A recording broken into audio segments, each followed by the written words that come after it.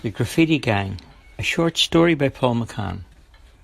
In the back streets where the gangs roamed free, a mean rule had to be enforced by tribes of thugs. It was a place without mercy or hope, where crime and dope crept amongst the decent folk like a wild animal lurking in the shadows. Gangs of thugs with iron fists and no brains had overrun the city like rats. Every rat has a hole and they could disappear quickly into nowhere. The police had lost control and the lawbreakers became the lawmakers in the ghettos. The gangs of thugs were feared by most people except for a few of the breed emerging from the ghetto. This new breed of teenage heroes were graffiti artists who started a war of their own against those who pushed drugs and burnt down the pubs. The Graffiti Gang spoke for all those who had just about had enough of being pushed around. They spoke through vivid images with splashes of colour all over the ghetto. Amid the greed and the destruction, this art form was winning admiration. The appreciation of the work grew in the ghetto, in a place where life and death were a way of living. The thugs' headquarters were in an old abandoned factory behind the basketball courts. Once a month they had a meeting to discuss any matters of importance that were any issue, and they also had to hand over monies and reports on the gang's involvement in the ghetto. For quite some time, IK, the gang leader, was concerned about the graffiti interference with the running of things around the town. A special meeting was called for to discuss out the ways of stopping the graffiti gang's work. As the gang gathered in their headquarters, AK stood up and said, anybody know anything about the Graffiti Gang? Conker, he answered, they're like gone, when we get there. Docker joined in. Where they come from, where they go, nobody knows.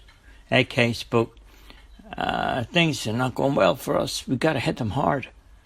Then this big guy stood up. We planned to hit before, but the same thing every time. They always a step ahead of us. Docker said, I think we've got a rat amongst us. One of us is one of them. AK lifted a baseball bat from the corner of the room and he brought it down hard upon the table, smashing it in two. Then he spoke out in a harsh voice. If I find out this is true, I'm going to make an example of them. I won't be responsible for my actions. And sort of one of the guys shouted out, let's tell him who's running the show around here, okay? After the meeting, the thugs walked and talked their way from out of the headquarters and were driven mad to see new artworks with simple statements and slogans all over their headquarters and even on the gang's cars that were parked in and around the basketball court. A small army of artists had been very busy during their meeting.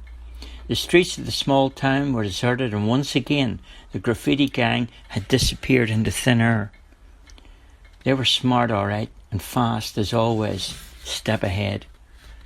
As well as infiltrating their presence amongst the thugs, members of the graffiti artists were still growing in size, which gave rise in their confidence. They were targeting close to home.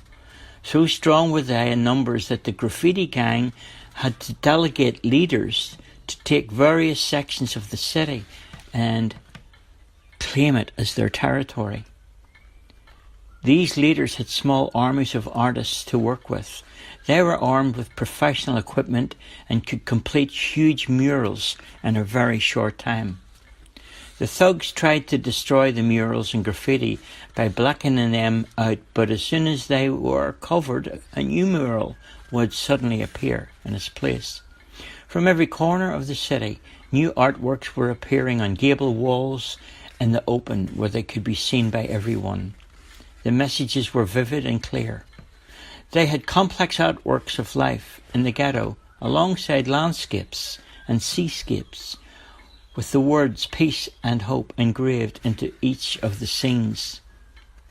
Other works included thug gang members in chains and cuffs, and some locked behind bars in prison cells.